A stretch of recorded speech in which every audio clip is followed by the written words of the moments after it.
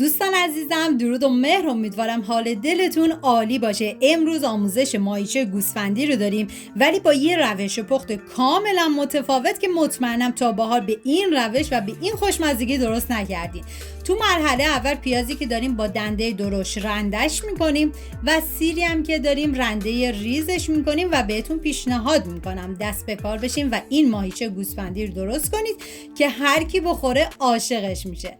و بعد از اون من داخل قابلمه کره حیوانی ریختم. شما از هر نوع روغنی که دوست داشتین میتونین استفاده کنید.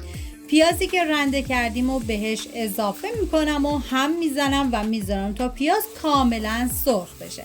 ببینید این نه روش پسران کریم نه روش دیگه، این یه روش کاملا متفاوت و بی نهایت خوشمزه. و حالا زمان میدم تا پیاز کاملا سرخ بشه و بعد از اون سیری که رنده کردم و بهش اضافه میکنم و ببینید از سیر زیادی هم اصلا استفاده نکنید، 2 حبه سیر کافیه. هم میزنم و میذارم تا یه تفت خیلی مختصری هم سیر بخوره.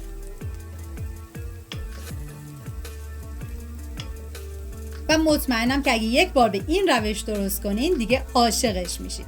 و بعد از اون حالا ادویه‌ها که شامل پودر گشنیز، پاپریکا و زردچوبه هستش بهش اضافه میکنم و هم میزنم و میذارم تا ادویه ها تف بخورن و عطر ادویه ها آزاد بشه. و بعد از اینکه دیگه ادویه ها تف خوردن حالا ماهیچه گوسفندی رو بهش اضافه میکنم و هم میزنم و میذارم تا گوشتم یه تفت خیلی مختصری بخوره. ببینید همین که گوشت کمی تغییر رنگ داد کافیه، نیازی به سرخ کردن بیش از حد گوشت اصلا نیستش. و حالا آب بهش اضافه میکنم و زمان میدم تا این ماهیچه کاملا بپزه و این که اصلا از آب زیادی استفاده نکنید، همین که روی گوشت و آب گرفت کافیه و دیگه من زمان میدم تا این گوشت کاملا بپزه و جا بیفته.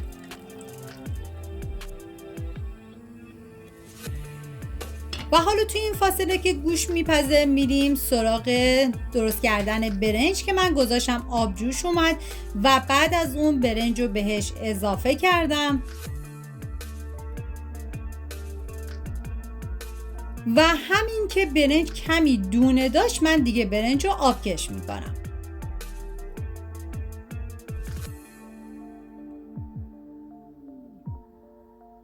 و بعد داخل قابلمه من کره حیوانی ریختم و برای ته‌دیگ زعفرونی من از زرده تخم مرغ، زعفرون و گلاب و ماست استفاده کردم. همه رو با هم دیگه مخلوط کردم و حالا میریزم داخل قابلمه و هم میزنم تا این مواد با کره کاملا مخلوط بشه.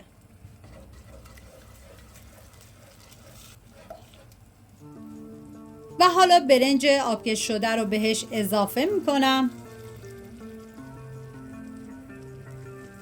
و اگر تا به حال برنج زعفرونی رو به این روش درست نکردید حتما درست کنید که واقعا خوشمزه میشه. حالا سطحش رو کاملا صاف میکنم چون من میخوام این برنج رو قالبی در بیارم و بهش زمان میدم به مدت 1 ساعت و 15 دقیقه. حالا توی این فاصله میریم برای پیاز مرحله دوم که برای این مرحله باید پیاز رو حتما به صورت خلالی ریزش بکنید و سعی کنید که از پیاز فراوان استفاده بکنید که طعم این غذا رو بی نهایت خوشمزه میکنه. و بعد از اون داخل تاب من کره ریختم که حتما برای این مرحله اگه از کره استفاده بشه خیلی بهتره.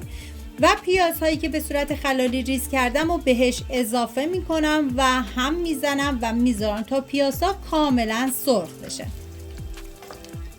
واقعا جای تک تک شما دوستان عزیز خالی.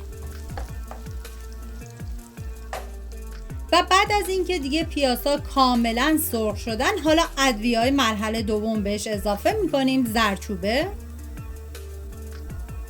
پاپریکا، پودر گشنیز و نمک. ببینید من تو مرحله اول نمک استفاده نکردم، دیگه نمک رو تو این مرحله به پیاز اضافه میکنم، هم میزنم و میذارم تا ادویه ها تف بخورن و عطر ادویه ها آزاد بشه.